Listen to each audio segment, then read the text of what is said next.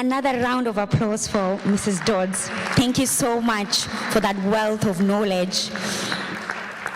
We'll be welcoming our next speaker, who is Mrs. Sanni Adedamola, and the lovely lady who is coming to speak to us, she is a property entrepreneurship passionate.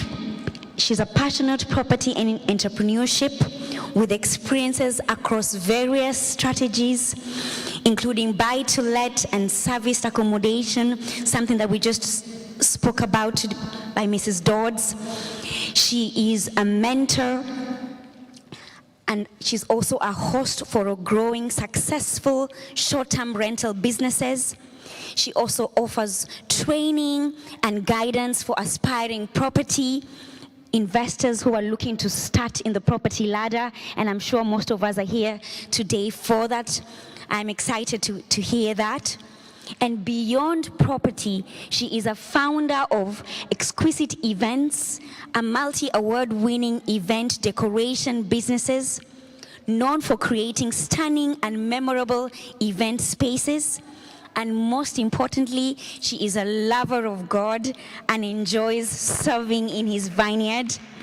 And she is happily married to a wonderful man and proud to be a mother of 3 amazing children. May we kindly welcome Mrs. Adedamola.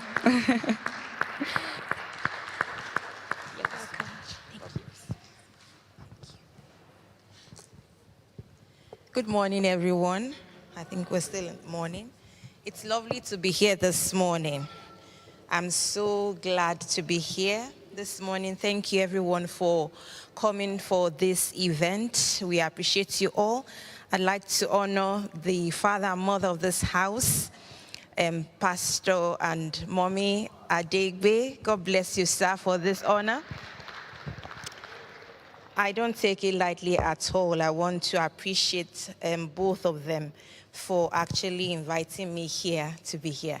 I'd like to thank Sister Kemi, is my sister as well. I'll touch, I'll mention her as we speak on today, as we go on in the program. And Amanel, please, can you give her another big round of applause as well?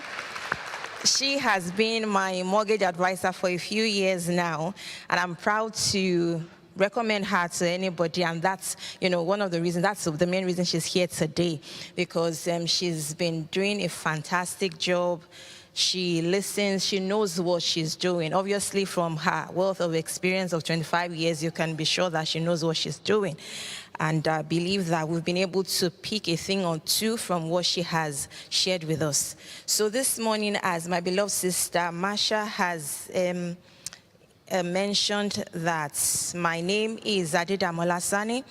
I started investing in property in 2010, and I would mention a few things and advice. I would be able to speak a little bit of how I started and the things I do without wasting our time. So, like I said, today we're going to be talking about property entrepreneurship.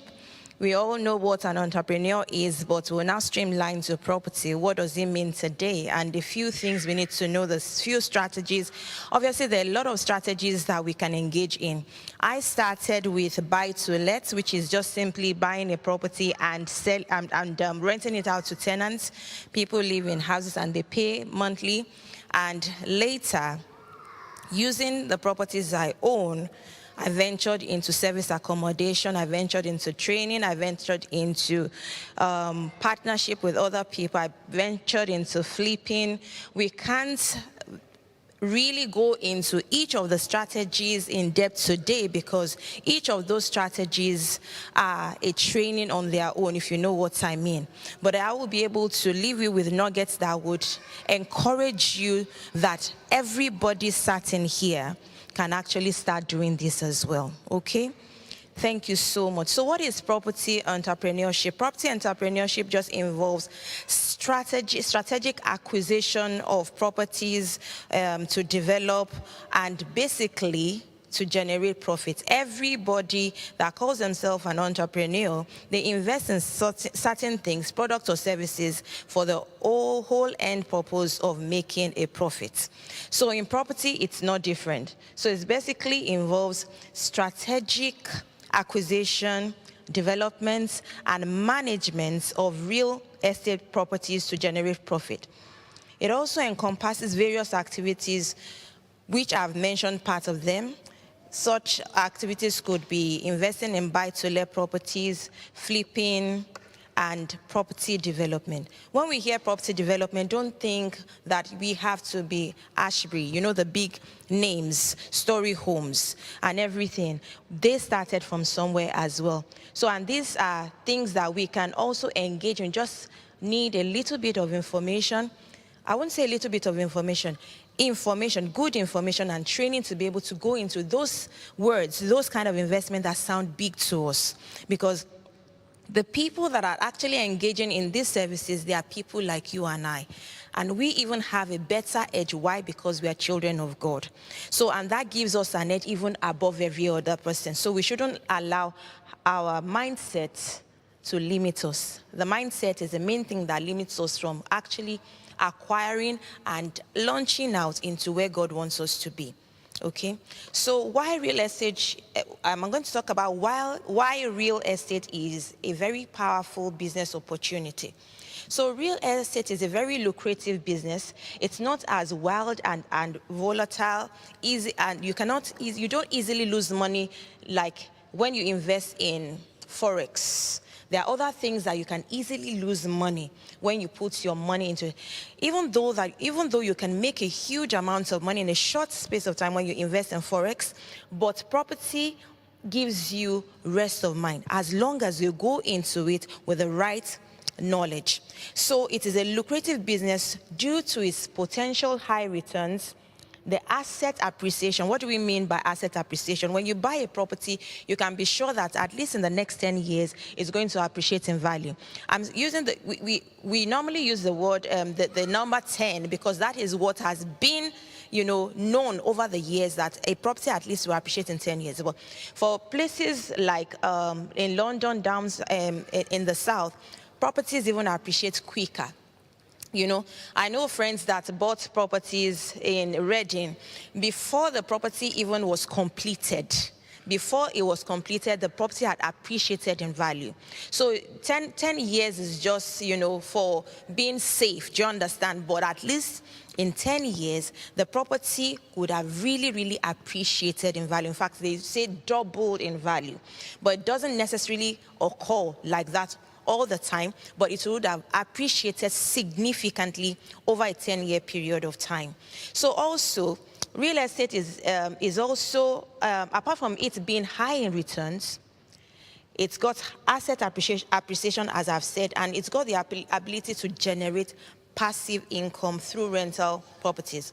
If you invest in a property to rent out to people, you get that passive income every month. And if you get the right tenants in there, you will have limited liability in terms of them calling, you out for repairs and things like that all the time. So in addition to that, real estate can provide tax benefits and serve as a hedge against inflation as well. So this, I think, Amane made mention of a few things around that as well. But all this, you can only benefit from it when you have the right knowledge. And also, I suggest that you also engage a very good accountant that knows about property. Not all accountants are versatile in the area of property investment. We talked about that yesterday at a meeting about, knowing how to be smart but not evade tax, okay? So these are things we need to be mindful of when we're investing in not only property, when we are making money, basically in this country, which we would make mention a little bit about later, because we would need to consider the legal requirements, the government requirements when we're investing in property, likewise when we're investing in anything as well. So when we're talking about property, it's not different. So what are the What are the key areas in property entrepreneurship? I mentioned at the beginning, property flipping. What is property flipping? It's just buying a property, renovating it, adding value to that property, and selling the property on at a higher price. Okay, you see, this is one of the very, very interesting strategy that I like, but you have to have the right knowledge. You will hear me use the word knowledge a lot of times, because in as much as it's easy for you to make money, property investment is very lucrative, but you can easily lose money as well if you don't have the right knowledge. So in property flipping, for example, there are a lot of things you need to consider. When you look at a property, it's not every property that would give you as much profit. For example, if you hear that Mary flipped a property and made a profit of 30,000 on just one property within 6 months, and you just rush into it and think, oh, that's a very, very good business, and you also just go to Rightmove, pick this property, oh yeah, this looks good, and you think it will happen the same way without doing your homework, without having the right knowledge. Because things like timing is very important when you talk about flipping. So when you look at a property, there are things you need to check, like, how can I add value? You think up, down, left, right. Can I extend the property this way? So can I extend a conservatory? Can I break this wall? Can I add an additional room? Is it possible to go down? In this part of the world, we don't have basements, but who knows, So I went to view a property yesterday, as in, most of the pubs have basements where they use as their cellar, where they keep their drums and everything. So, and you might find out that if I want to buy that kind of property, obviously I'm going to convert it to use it for something else, and that basement is going to be important, it's going to be useful to me. So what am I saying? When you go to look for a property to flip, that means you want to buy, add value, develop it, make it more valuable than what you bought it, and then you want to sell it on for a profit, right? You think, can I extend to the left? Can I extend to the right? Do you understand? Can I break this wall? Can I make this wall bigger? Can I add more rooms? Can I add another living space? Can I move where the kitchen is? Can I move? There are some houses that have the bathroom just after the toilet. Is that something I can move about? Can I move that bathroom upstairs instead and make that place a kitchen diner? Make it more modern looking. Add value to it to make it look different from what is even on the street. So you find out that by the time you value the property, they value the property for you. It might even sell, it might be worth more than houses on the same street. Why? Because it's different, it's modern. And these are things that you need to consider when you want to go into that aspect of investment. For example, these days modern houses have walls. The media walls you don't see cables flying about these days. The television is hung on the wall. The cable is passed, you don't even see. These are things, because you're experienced, not everybody will know that. So if I'm doing a development now, even the builders, they know. They don't even see me as, what would I call it, like the developer. They see me as their co-worker, because I know quite a lot. I know the steps. I've done projects over and over again, so I know. So, I might not know in depth, but I know the plan. I know what I want. I can see the plan. I can read a lot of it, and I tell them exactly what I want, how I want it to be, so that it will come out well and we don't waste time as well. And because I've made a few mistakes along the line before, so I've made those mistakes, I don't want to make the mistakes anymore. I've learned from them, so it helps my projects work quicker.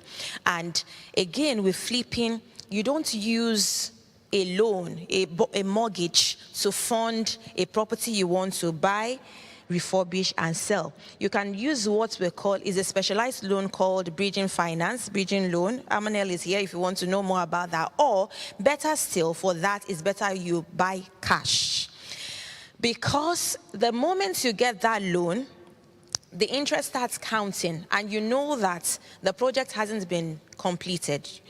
Again, with flipping, you must know your profits even before you venture into it, because it's a very, very tricky one. But again, with the right knowledge, And you must know that, okay, there has to be contingency plan, money for things that could go wrong, which should be minimal with experience. Do you understand what I'm trying to say? Things will go wrong things might go wrong that you might not have planned for.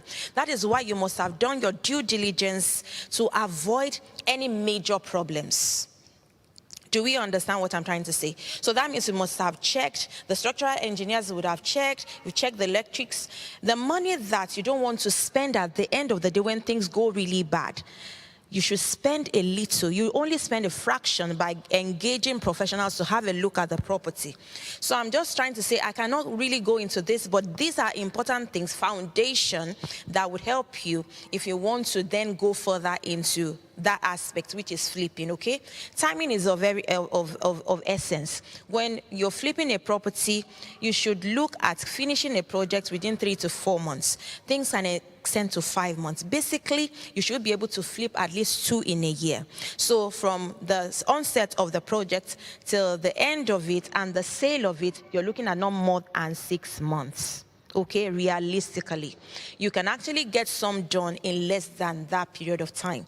You can get it done within 3 to 4 months. But if any property entrepreneur is being honest with you that does deal with flipping, they will tell you at least between 3 and 4 months. Okay, so you can imagine if you get a loan, you must have in mind that you'll be servicing that loan for that period of time, and you don't want to hang on to that property for too long because of the interest that is on that loan, okay, that bridging finance.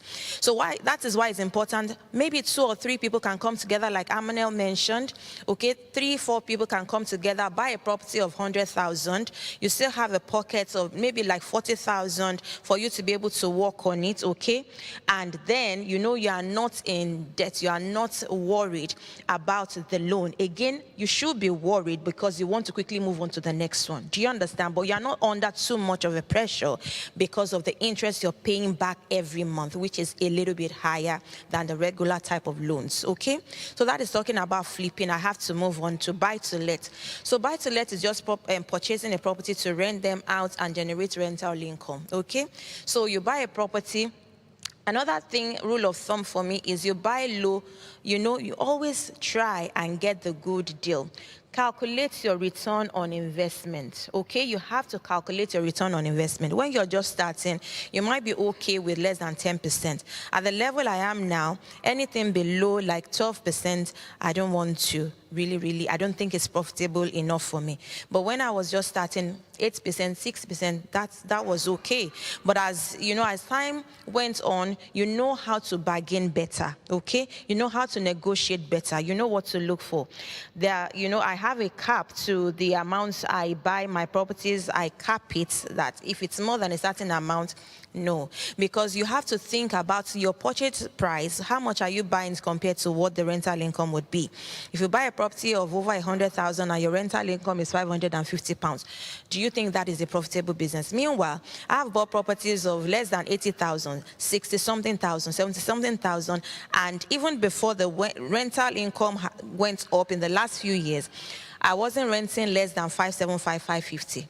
Do we understand what I'm trying to say? And all of those properties are below 80,000. In fact, I don't have any property that I bought. No, I have one that I bought over 80,000, but that was in my early days. Do you understand? But I've bought properties that, okay, there was a property that I bought 50-something thousand. It was on auction. Then I paid the auction fee. Everything was still below 65,000. Today, that property is being let out for £850. Before, it was being let out for, the initial rental price was £575. Okay, so all my students, I always stress that to them.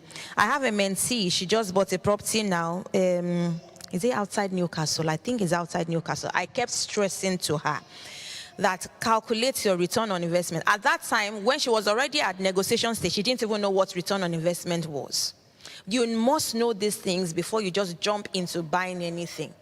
You must understand what you're getting back.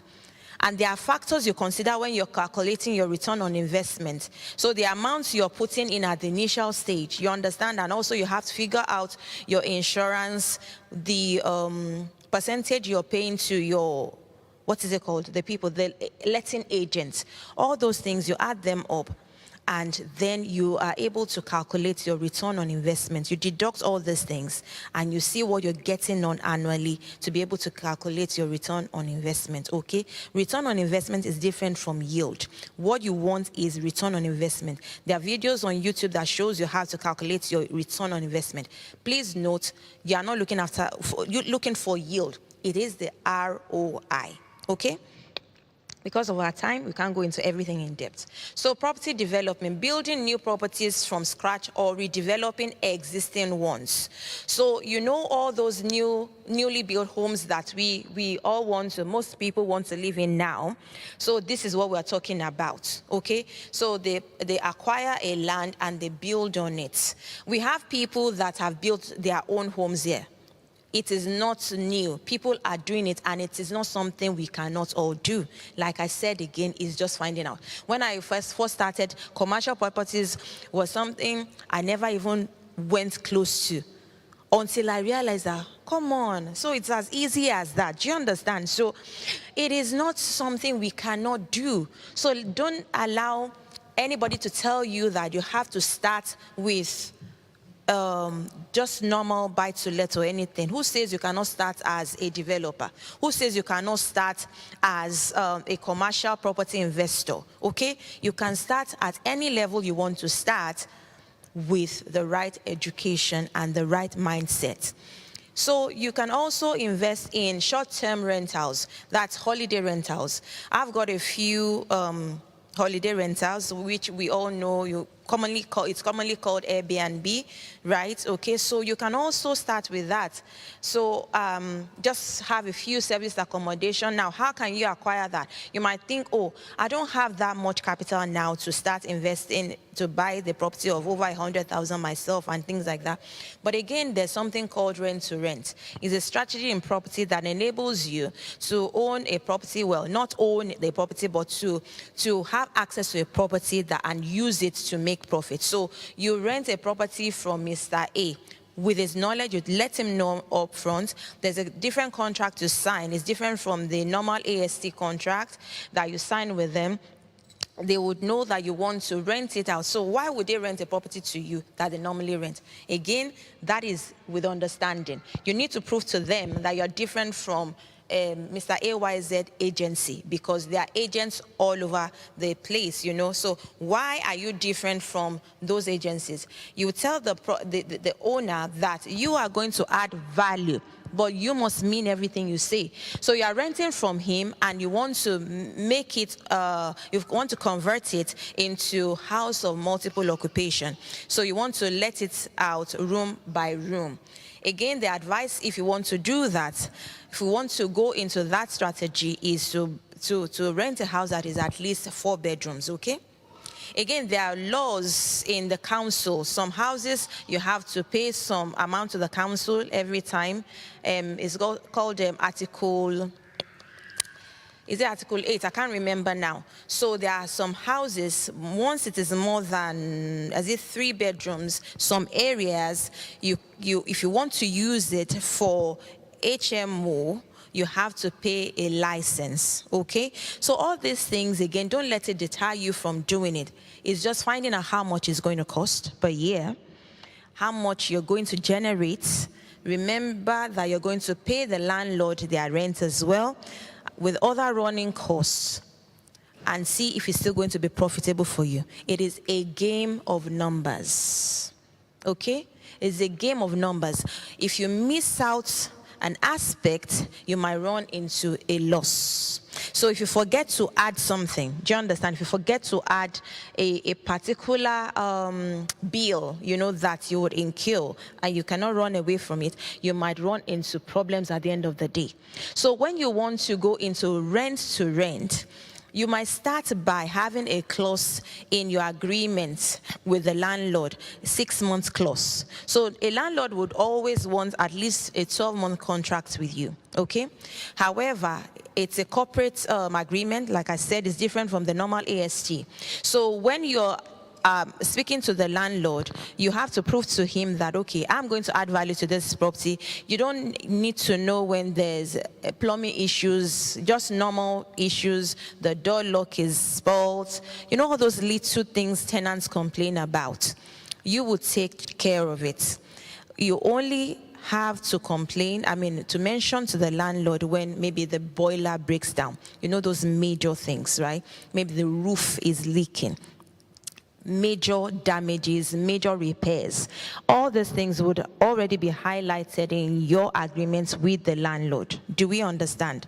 So, and if he's happy, he would be happy with it, because I have properties that agents will contact me that, okay, there's a leak and everything. I have to, fix that.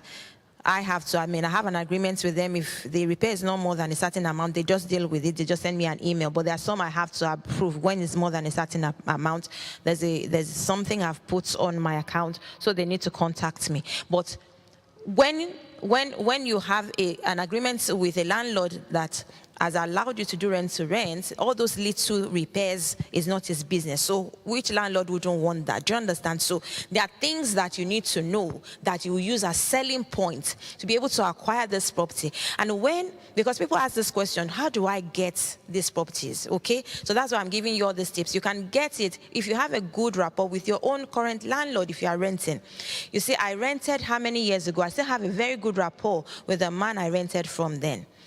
In fact, when we bought our own house and the radiator, I didn't know how to, it wasn't working, wasn't getting hot, that man came to help me. He came to the house to help me.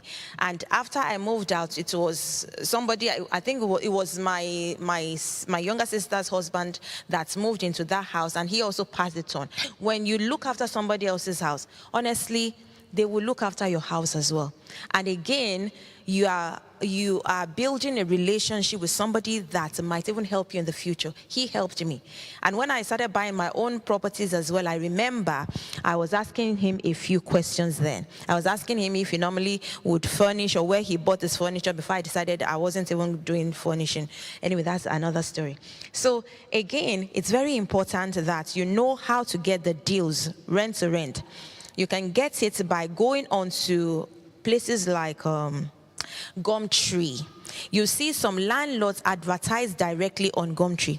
Now, it is very important that you go directly to the landlord. If you go to an agent, you want to take their job, basically. They see it as you wanting to. So it's better direct. So how do you get directly to this landlord? Look at adverts, on rent a room. Is it room to room? Rent a room. Rent a room, I think. Open rents. Open Rent, Gumtree, sites like that. You see a landlord, most of the time will be the one that will come and show you around. You know what you want to sell to that person. So when they come to show you around, it's a landlord. You now tell him, actually, this is what I want to use the property for. Maybe it's close to the city center. You can use it for service accommodation. Okay? So maybe the rent is going for £500. You know that you can get 1,000 when you rent it per night. So maybe you're renting it for £100 for 2 people or 1 person per night. And the rate goes up depending on how many people you can sleep and things like that. Again, that one is another topic on its own, but just whetting your appetite for you to know that there's no limit to what you can do in property market as well. You can be creative with the way you go about it, okay? Ways by which you can make money in the property market is not limited to buy to let, that people know, which is very common. That's what I'm trying to explain to us today, okay? So, and the last point under the key areas in property entrepreneurship is, I've talked about property flipping, buy-to-let, property development, short-term rentals, which we know as service accommodation or Airbnb. And finally, I'll talk about the commercial real estate, which I've already mentioned a little bit about. So it's investing in office spaces or shops, or other commercial properties, okay? Unfortunately, these days, a lot of churches are being closed down. And we know the people from the other religion are the ones, even their targets.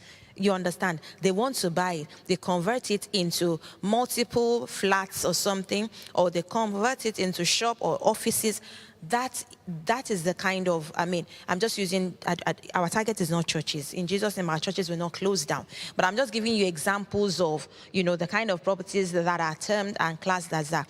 Now, different properties are classed with different classes. Again, you need to speak to the council, the local authority, to know what those buildings can be used for. In some of the adverts, they would write, okay, it can be used for offices, can be used for this, that. So basically, you need the planning permission to be able to convert such buildings. I went to view a property like I told you yesterday, right? So all these things you have to find out. It was used as a pub before, okay? I went to look at it. It's a very, very nice building, but it doesn't suit what I need it for. Do you understand? So not because it wouldn't, I won't be able to get the permission, but it wasn't just right. But again, before I even went to look at it, I'd already checked a little bit. And then more digging would go into play if it's something that was suitable for what I needed it for. Do you understand? So you have to really find out. Another property I haven't gone.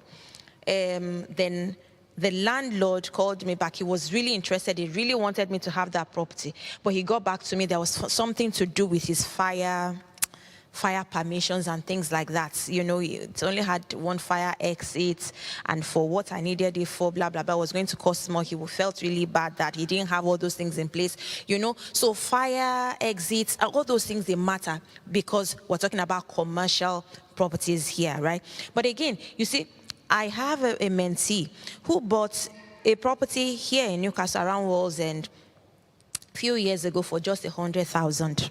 Okay, and almost immediately, a company leased it for 10 years. It's hands-free. They just pay him his rent annually. He doesn't maintain. Sorry. Okay, sorry.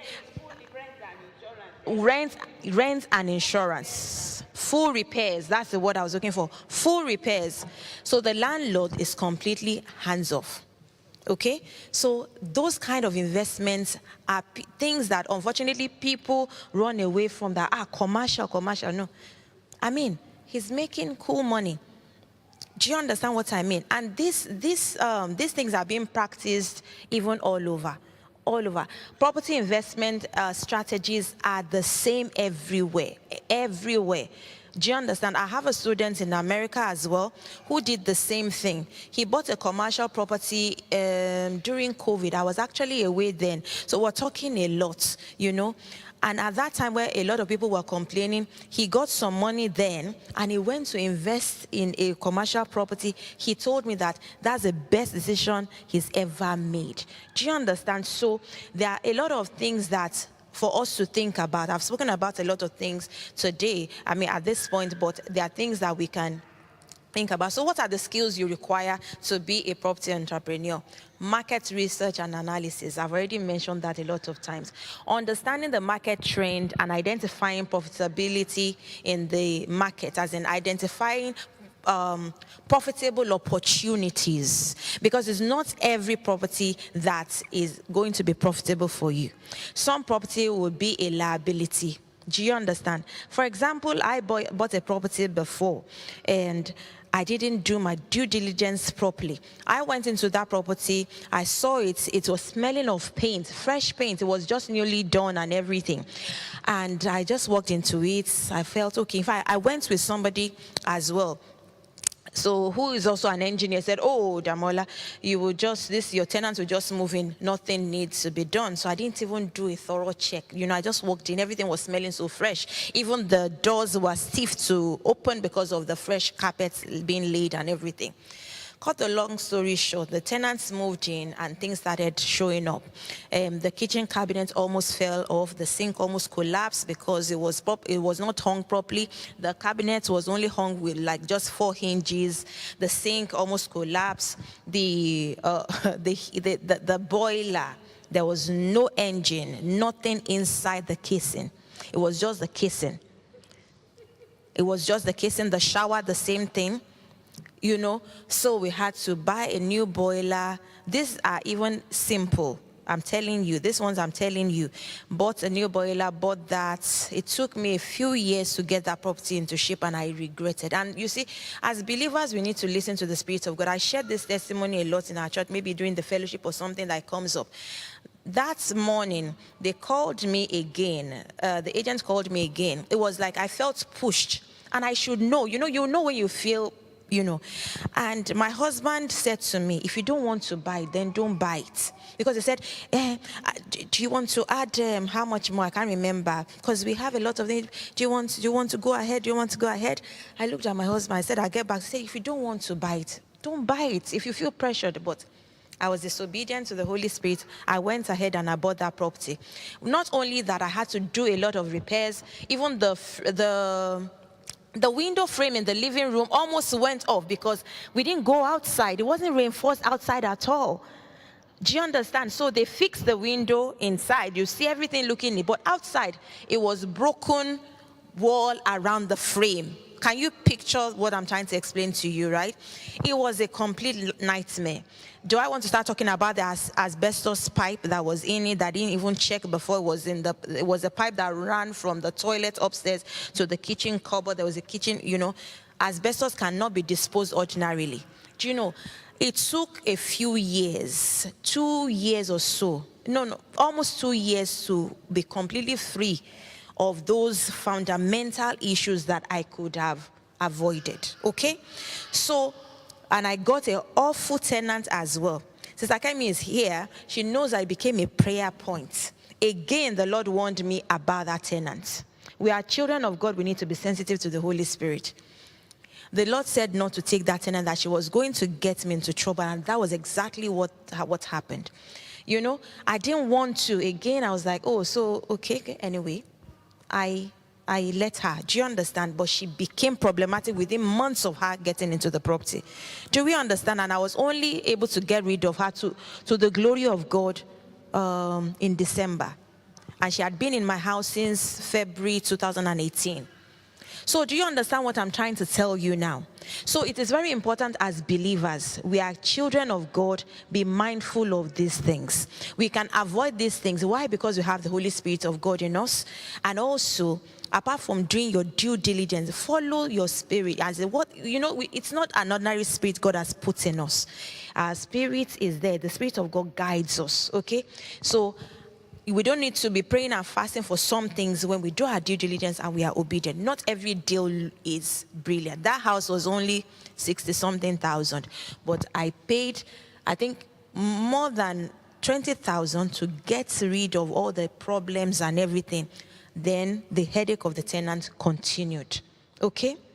So it is very important that we note all these things, okay? So again, what other skill do we need? We need, analysis, okay, the market research. We need to understand the market trend. There are times that properties are high, okay, depending on the economy. Do we understand? Depending on the news, depending on the Bank of England and things. There's so many factors that drive the prices of the property, okay? So when the property market is good, when the prices are low, that's the best time to buy. Okay? If you want to sell, of course, when prices are high, okay, is a time, it's just logical. So just look at the market trend, listen to the news. Keep your eyes on Zoopla and Rightmove, and just continue to check. I was negotiating to buy a property for 80,000. I think I started negotiating for 80,000. This was a few years ago. They said no. They kept turning me down for a whole year. I even offered them 75,000. They refused. Now I offered them. I think I eventually, I can't remember if I bought for 73 or 75 now. Please bear with me. I remember I offered them 76. They didn't. When they came back to me after 12 months, then I now raised my shoulder. I knew that there was a problem. That's why they couldn't sell it. Then I found out that the couple had separated and everything. It's an unfortunate situation, but well. Anyway, good information for me. Do you understand? And I said, well, I'm not interested. He said, oh, but you were asking. I said, yes, I asked you. I called several times, but I can't pay 76 anymore. He said, how much do you want to pay? That's how I reduced it again. Understanding. Do you understand? And experience. Do you understand what I mean? So you need to understand, okay, maybe something has happened. Understand, do your research. Because I asked the question, then I knew they had a problem. They were going through a divorce and everything. So they still need the property to go. So it was at my advantage. Sorry, it's not something we want to happen, but things happen. Do you understand what I'm trying to explain? So let me move on. There's another example, but there's no time. Negotiation skills. Okay, I've just mentioned negotiation skills. Securing favorable deals with sellers, buyers, and contractors. Okay, let me give you another example. So again, you see, relationships matter a lot. One of the estate agents that I use happens to be, the son happens to be in my son's class when they were very little. So that's how I knew, well, that's how I knew they were estate agents and everything. So when a property fell through for one of his own landlords, he told me about the property, right? And he had already told me that they had offered 70 what, I can't remember. And he said they have, they had already finalized, it was already in the legal stage. I can't remember what happened with his funds. He couldn't proceed. So he told me about that property. Okay. I now, and then I had another house in that area. So, but what they were asking for was higher than what I bought that property. So when they told me, I'd already agreed. I gave them my offer. Maybe it was 70 something again. You notice that I don't buy more than a certain amount, if you have noticed from the way I speak, right? So maybe they've already agreed with that other buyer that fell through for 76 or something. And my agent also said, oh, they can't accept less. I said, okay. So they accepted my offer. I think I offered the same thing they accepted. Then my head, something just reminded me that, why would you pay more? You have a house just down, not too far away, like 5 minutes away from that one, and you bought it for 73,000. They called me. They said, okay, so the seller has agreed. I said, actually, I can't pay that amount anymore. They said, oh. I said, my new offer is, and I told them my new offer. A few days later. You see, even when you're saying it, sometimes you're not that confident. I say it sometimes with, but they don't know that I'm not, but I just say it. What I have in my mind every time is, what's the worst thing? They'll say no. So I said, yes, they said, oh, that's a bit low. I said, you can just ask them, but I told them actually that I have a house not too far from there, and that's how much I paid for it. So they went back and came back to me. They went to the seller, and they came back to me a few days later, and they agreed. And I was like, I should have went a bit lower, Do you understand? So you get more confidence because I've done this. So some of my mentees, they are like, is that not too low? I said, go and ask them. The worst they would say is no. So I give them a figure. Go tell them, give them this figure. Give them that figure because I would have calculated, that property shouldn't be more than that because of the rental income. Go and do your analysis. How much are you going to get in that area and everything? Do you understand what I'm trying to say? So you need to have these negotiation skills, you need so that you can secure good deals, not only with the buyer and even the contractors, okay? For somebody like me, that I do, I work on property, I develop those properties and everything. I need contractors. I need to be able to negotiate well with them. Now my contractors, they know because I have an idea of how much and I know where to get things, and people see me sometimes as a little bit extra, was okay, but you would understand, when you go into these things further, why you have to do things 10 times more. There's a man I'm going to tell you about later that wrote a book called 10 times, and I'll tell you what that means. Okay, anyway, financial management is a skill that you need. Managing budget, expenses, and investments effectively would help you, would guide you, also get you to where you are meant to be, will make you a successful person, a businessman or a businesswoman. You cannot mismanage your funds, okay? Managing your budget is very important, and it is part of this negotiation skill. Don't think that, okay, they give you one quote. You need to get like 3 quotes. Do you understand? You need to get like 3 quotes, and then you see what is better, what is in this quote that is not in this quote, and everything. Because you need to remember, like I mentioned, there will be other expenses that will come in, even no matter how much you have done your due diligence. Remember, there might be things that can happen. I was working on a property before, everything looked fine, and then the painter painted 2 rooms. We noticed that a part was not drying. He put another coat, it wasn't drying.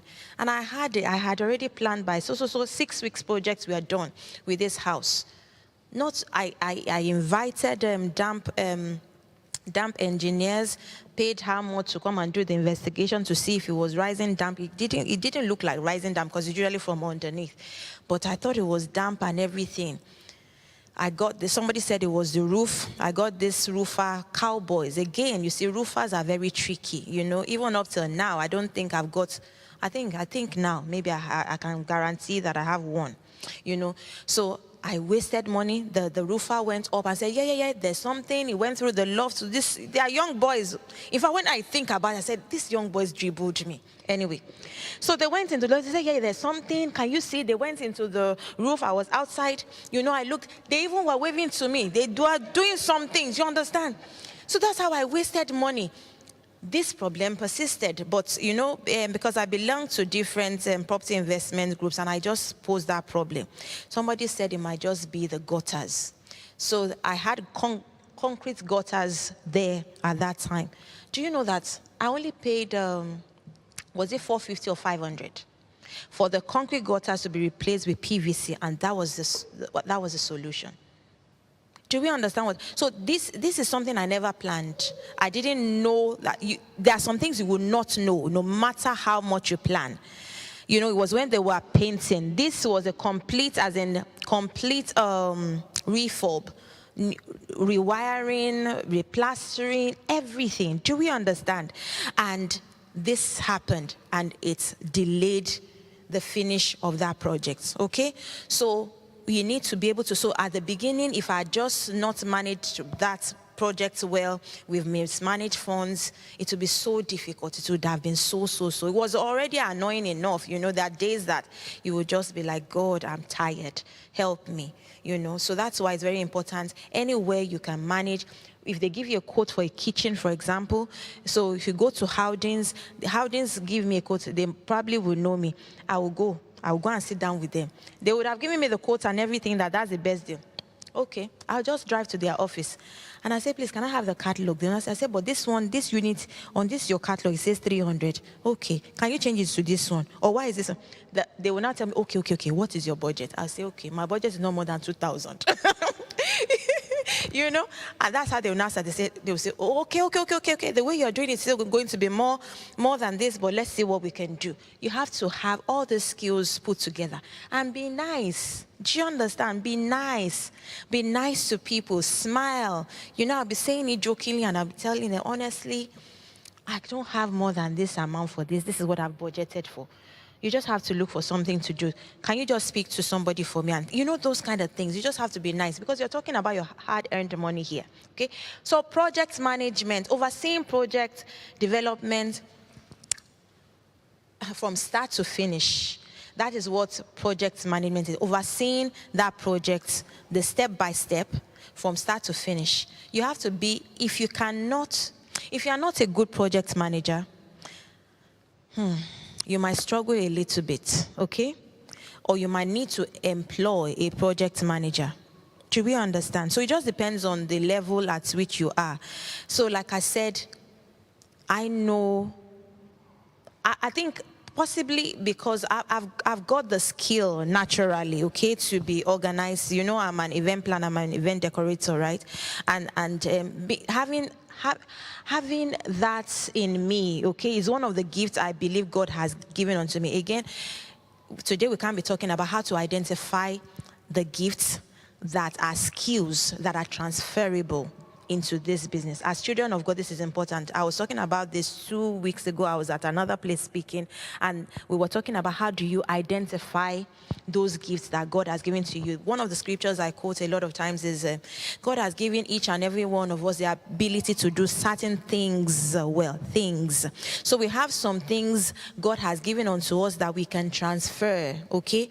And that will help us in being successful in this business. So one of it is being organized. You need to be able to manage the project so that, especially when you're talking about flipping or refurbishing a property to put your tenants in, you want to get things done quickly, you have to be able to manage it properly, okay? You know that, okay, the plumber has to be here today, the plasterer has to be here today, this is the next job. You are calling the electrician, okay, they finished this one, when are you coming to install this? Do you understand what I mean? You have to have a roadmap, okay, and everything, know what's going on. So networking and relationship building, I think I've mentioned that already. You need that. You can network even here. Okay, everybody goes to this church, right? But go to events, go to property events and just network with people.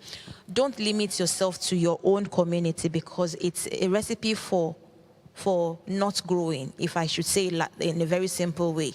Okay, you need to think wide. You need to speak to people. I tell people that within a few minutes of people meeting you, they must know what you do. Okay? They must know what you do. That's how to expand your territory. Okay, so establishing connections with industry professionals and potential clients. Okay, so you already know that I'm an event planner, a decorator.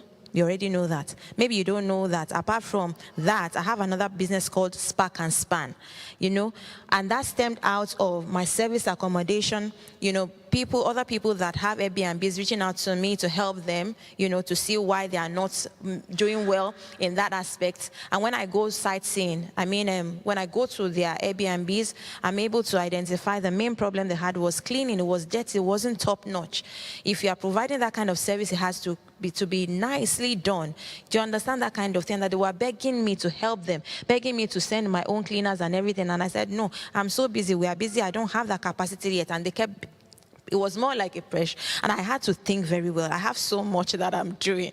Can I add this? But well, eventually we added that onto the business, and we have that as well. So we do like commercial clean, end of tenancy cleaning, service accommodation cleaning, you know, and a few domestic. We don't really want that, yeah, but it's still money. But you understand. But anyway, what have I just done? In a nice way, in a subtle way. Do we understand?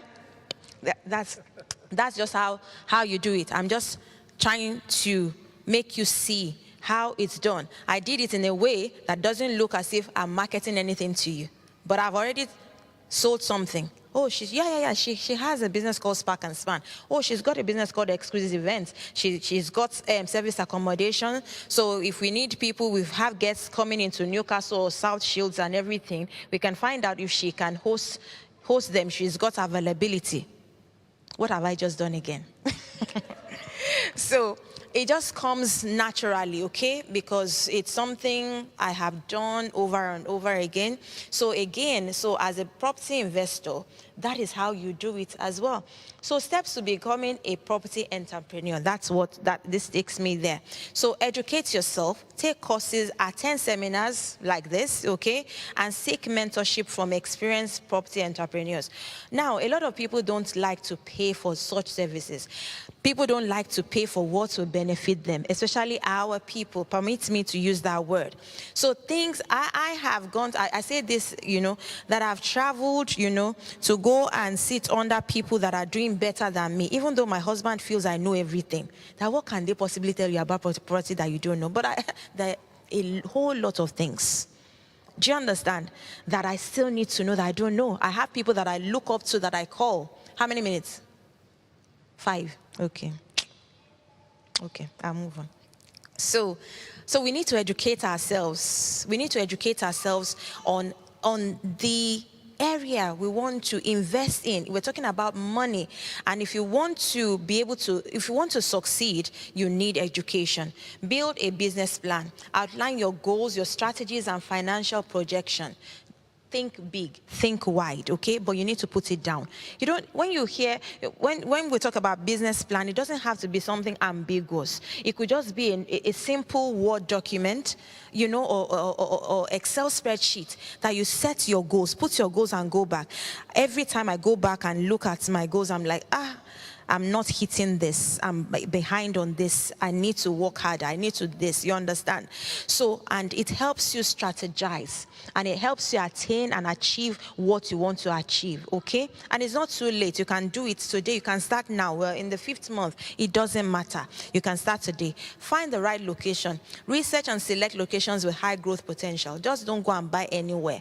I don't invest in the high-end area, but I don't invest in the bottom area. Do you understand what I'm trying to say, okay? So you might not necessarily invest in places like what is it called? Pontyland, or do you understand? But there are a lot of places you can invest in, but you just need your research. I invest in South Shields. I didn't know South Shields, but because I had somebody, that agent I mentioned to you, he grew up in South Shields, and so he gave me the name of the places that he can vouch for. So when I look at houses in South Shields, if it doesn't fit into my map, I have a small thing, you know, I do. In fact, before I had a book and I had a list of every street I could invest in South Shields. So anything that is not on my list is a no, I just brush it aside. So it's market research, yeah? So these are the things that you have to do. Don't think that it is impossible. It is very, very possible, okay? So again, secure funding, obtain loans or attract investors to finance your project. It's very possible that you build a property portfolio with other people's investment. You just have to be clear on who gets what, when A pulls out, how you pay them off and everything. Just be plain from the onset. Have an agreement, and you see, or how can you fund it again? You might have personal savings, you know, that you can use to start. Or again, like I said, you can come together, a few people come together and buy, you know, and begin this process. Start small and scale up. Begin with smaller projects and gradually take on large ventures as you gain experience. Like I said to you, I started with just buy to let. Now I even help people. So I do the legwork here. So if they want to buy a house in Newcastle, they are not in Newcastle, I do all the legwork, and they pay me for that. Do you understand? I do all the legwork. I just tell them this is the property, they look at it. They do the buying themselves, but I do every legwork because I'm experienced in the area. I only would tell you to buy in an area I can also buy. So I'll tell you what the rental income would be. I can even recommend an agent with you that you speak to that they will tell you, yes, this is a rental income in this area and everything. And I've been doing that as well. So these are ways that I make money as a property entrepreneur. Do you understand? So I source for good properties and I pass it on to people. I also train, like my sister said when she was introducing me. So all these things, start small. And then I do, like I said, I started buying and renting out until I started venturing out into other aspects of property. Do we understand? So start small and don't despise little beginnings. I was saying 2 weeks ago, was it last week that I was speaking that when I look at some of the jobs that I even did, like as an event decorator when I first started, I shake my head. I think it was at OFNC, I did one backdrop so many years ago. When I look at the picture, I'm like, and people liked it. Do you understand? I'm like, did I actually do that? So, but just continue. And I wasn't where I was then, but I'm still not where I want to be. You know, we continue to press on, but we give God thanks for every step that He takes us to. Okay? Challenges to expect: market fluctuations. So real estate markets can be unpredictable, okay? Affecting property values and rental income. But no matter what, you remember the money you put in initially, you will not lose it. Do you understand? Unlike other business that you can lose both everything you put in, what you have made, nothing will be seen at the end of the day. So no matter how much the property fluctuates, do you understand? As long as you are not selling in a hurry and if you can be patient, at least. But don't even forget that if, for example, if it's a buy-to-let, you would have enjoyed the passive income as well. Do you understand? So no matter how bad it is, your money that you logged in is still there. You know what I mean? So it depends on the strategy you want to start in. You want to pursue. Okay, so it's very important that you understand that market sometimes will be high, sometimes the market will crash. Was it 2007 we had a crash? You know, yeah, it was 2007. It was horrible. People that bought, you know, they lost negative equity.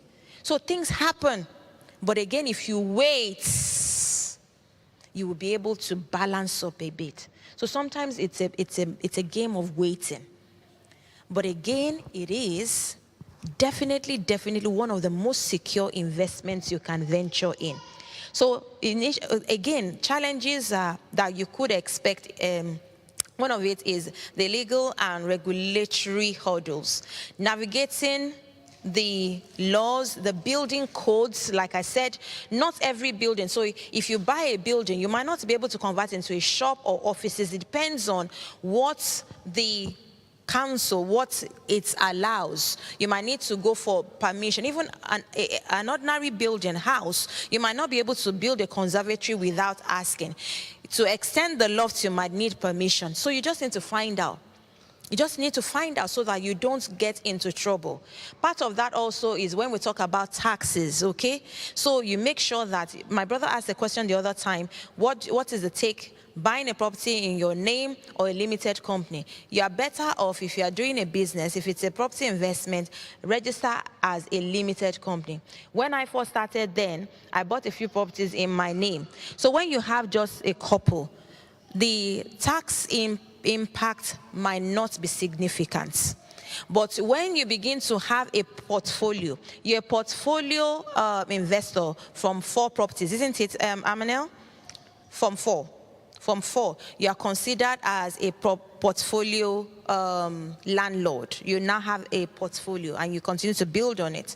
When you're already on that stage, tax implication might be huge. So it's better to just do it right from the beginning, register as a limited company, and it just takes a few minutes. You just go on Google, type in company house. It's just a few questions. You can just do that, okay?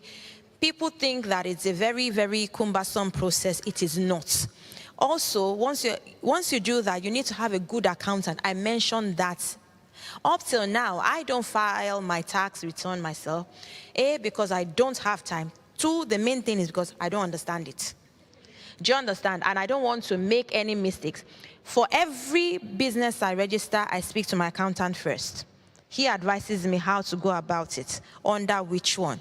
This route, do this. I'm not trying to evade tax. I'm trying to do what I'm meant to do. I don't want to get on the wrong side of the law, of the authority. And again, I don't want to pay unnecessary tax.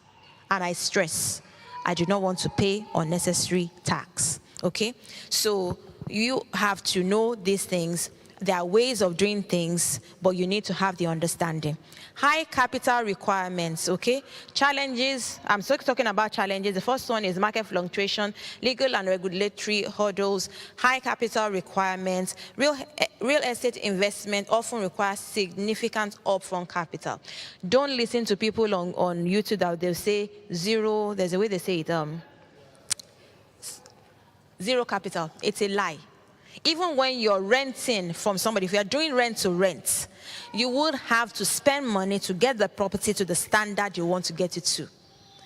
My service accommodation, I tell my students, most of the furnishing I get second hand, but it's still money. I don't slap them to get the bed. I don't smile to get the mattress. Do you understand? You will still spend an amount of money. Do you understand? So there's nothing like zero investment. It's not true. Okay? So risk management is also identifying and mitigating risk associated with property investment. Recently, I just worked on a property just 2 weeks ago. I have a process I follow. One of the last things I do when refurbishing a property is one of the last things is the engineer comes in, the gas and safety engineer comes in, and the EICR engineer comes, that's the electrician comes in to give us a certificate. Those are things I normally do last. But I realized that I made a mistake.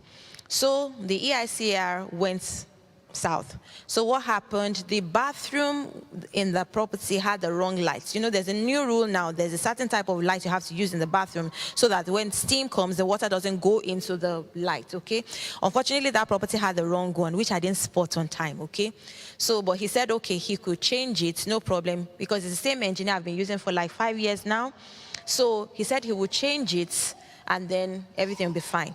When he got back to change it, he realized that he couldn't find any earthing cable in there. There was no earthing cable, which meant that I have to rewire that house. There was no earthing cable. So you see what I was talking about, contingency and not mismanaging your funds, budgets, what is it called? Money management. Do we understand? So that particular project, I went with the painter to buy the paint. I monitor everything. I know how much it costs to paint. I know everything, you know. So I save money everywhere I can save. Do we understand? But that one hits me bad because we had already painted the house. So when you want to rewire, you have to break walls. You have to replaster. You have to repaint. Anyway, so I'm sharing some of the mistakes that occur, okay, so that we will understand what I'm trying to explain to you. No matter how diligent you are, no matter how thorough you are, sometimes you still get things wrong, okay? And that's not to say that I've told you, okay, some of my wins, okay, I've shared some of my wins with you. And sometimes you make big money at once. Sometimes you lose a little bit. This one is still not going to run at a loss, but it's something that I didn't see coming, and it's really painful because that's an additional like 4,000, unexpected. Do we understand what I'm trying to say? But again, there's a way around that because I've already navigated that in my head, which is what I'm going to do. Okay, so because there's no time, I would have shared to you the way around it, which is not illegal, okay? So, but again, it all comes with experience. By the way, okay, I'm an electrical engineer by training, okay? So my 6 years of studying, you know, engineering, I've actually almost forgotten everything. I've poured everything into these businesses I do, right? But I still have an idea. Do you understand? Because I graduated how many years ago? Do you understand? So I graduated in 2003. Okay, I finished my first degree in 2003.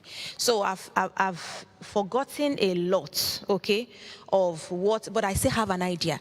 But because I work on projects, my projects a lot, I pick things up, okay? So I know the way around this one. So anyway, I'm going to finish off. I still have a few slides, but I'm going to round up. I'm going to round up now to tell you that there are strategies, talk about strategies and insight. There's a man, okay, no, let me talk about this man, a case study to finish off, okay? He's called Grant Cardone. Does anybody know him? You know him, right? That man started from nothing. Now he has a portfolio worth over $4.5 billion, okay? And he has a rule called 10 times, which I mentioned earlier.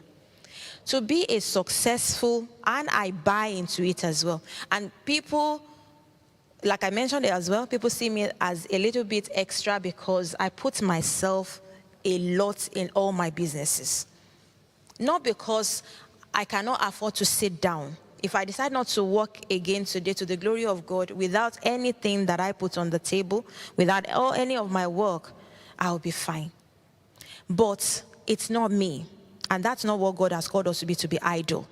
So putting in 10 times, this man has a 10 times rule. He puts in 10 times more than other people in all his businesses.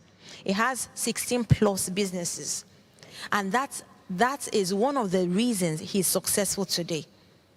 You just don't start and sit down. Anybody that tells you that it is not, you just put in minimal, they are deceiving you. I am telling you from experience, okay?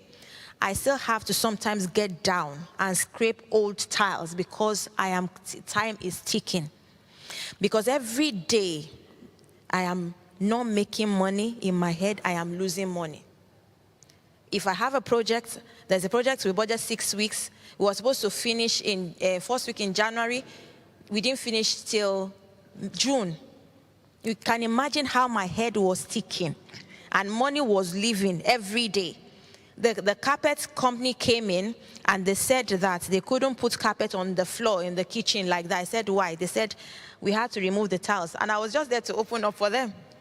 And they said, okay, don't worry, I'll do upstairs, I'll come back. I said, I knew how long it took for me to get that appointment. I said, don't worry. And I was looking for what to use to remove the tiles. Then I found one of the tools the painter left.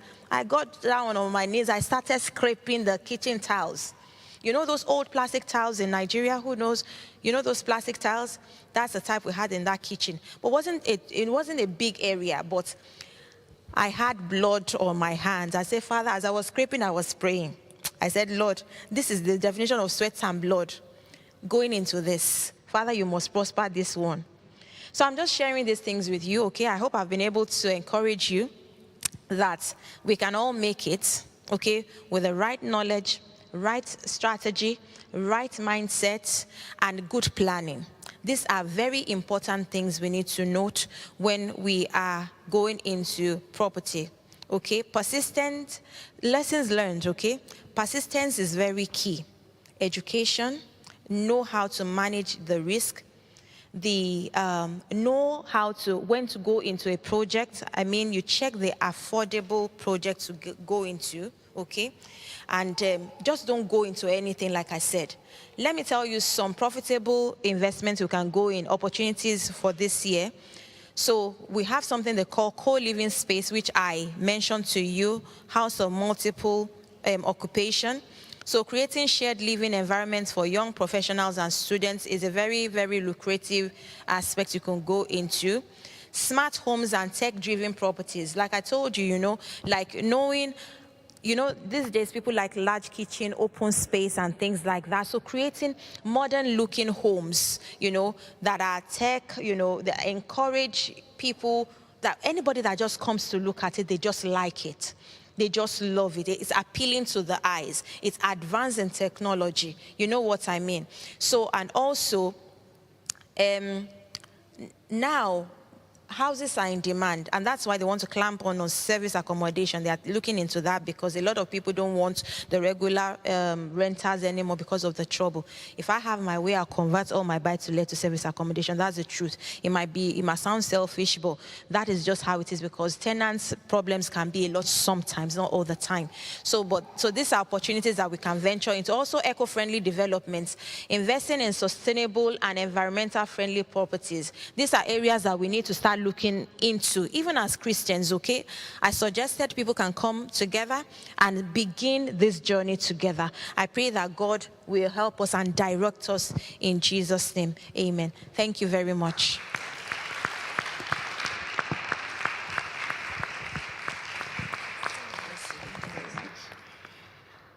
Wow, thank you so much, Mrs. Sanni. Another round of applause to Mrs. Sanni.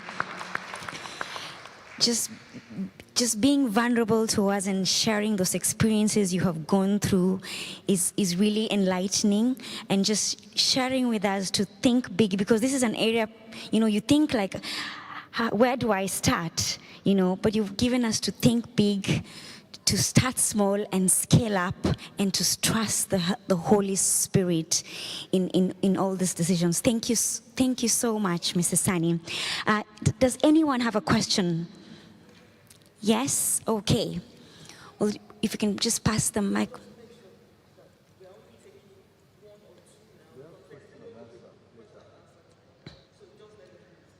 Okay. We can only take 2 questions at the moment. Yes? Praise the Lord. Please, I have the notion that which I had a long time ago, when you want to start a business, it's always advisable not to start with your money. But I didn't catch when you said it, or where you mentioned that if I want to go into maybe this kind of business, how to raise the fund. To raise that fund, we have a legal, you need like a solicitor. You have a what, sorry? You need a solicitor, you need some agent, or something, I don't know. What is really involved to be able to raise funds? without your personal money. Oh, how do you start a business without or with? Without your personal money. Without, okay, so like from other people investing, as in how do you start? Do you mean how do you get investors? Is that what you mean? Let me just use it. How do you raise the fund? Okay, so I think I mentioned a little bit about funding. So you can use your own personal funds, as in your savings. Maybe you have been saving money over the years. Or you can use money you can loan money from your friends and family. Why do we talk about friends and family? Because hopefully friends and family will not charge interest. Hopefully, okay? So we talk about friends and family. Maybe in your family you have a pot or somebody that can trust you. Again, everything has to be with an agreement. So how long are you getting the funds for? It depends on the strategy you're going into and things like that. Again, you can get investors. So for example, there are some people that are interested in buying a property to use as a care home. So they want to start a care home business, but they don't have time to do the legwork, okay? So there will be a sharing formula. So you tell them, okay, it's going to cost us 200,000, and there are people that have 50,000 to invest, 20,000 to invest, and those kind of people, you can just hear them talking. As in, I have people speaking to me, mentioning to me, please, if you are willing, I'm interested in this kind of business. But you will help us, you will do all the legwork. Then you will have the sharing formula. You tell them, okay, you are putting in this is what you would get at the end of the day. This is, So there are ways of doing this, and it's best to do it with a solicitor that will help you draft an agreement, that, okay, this is it. This person has put in this. This is going to be the sharing formula. So how do you get these people? From your friends, your community. Your community. So you get investors if you want to start on that level. Do you understand what I mean? So these are ways to gather money to put into this kind of high capital intensive businesses. Yeah? You might be surprised getting something together. Yeah? No, go ahead, please. I was going to ask you, based on the scale of maybe 1 to 10, or you've listed different approaches, like commercial properties, rent to rent, buy to let, and the rest of them, based on your experience. Which one would you advise a beginner to start with? I think the buy to let is quite easy. It's quite easy to begin with, because at some point I want to believe that everybody in this country has been a renter before, has been a tenant before. So you already have an idea, at least. You know that you pay your landlord every month, even from that aspect. And from the things Amanel has spoken about already today as well, you'd see that, okay, it's just a matter of qualifying for a loan, okay? As long as you have 25%, like she said, if you don't have up to that, you'll be paying higher interest rate, okay? So the higher you can, the more you can pay, the better for you. And that applies to even your own personal house as well. I encourage people that just because they say that you can put down a minimum of 5% doesn't mean that if you can afford more, that's what you should put in. Because at the end of the day, what you'll be paying monthly will be higher. So the best thing to do is put in as much as you can put in. There's something else, sorry. I know, have I answered your question about buy to let? Has it escaped my mind now? Okay. Every profit you make, they say that, okay, there's a way you can pay yourself salary, okay? But to become a successful property entrepreneur, and I think it applies to any business as well, keep your money in as much as possible, if you can. What I mean is just keep putting it into it again. Keep rolling it. Keep rolling it. Okay? It's not part of what you say, but it just occurred to me. It was one of the things I wanted to mention to you, okay? Well, do I hold on to this? Any questions?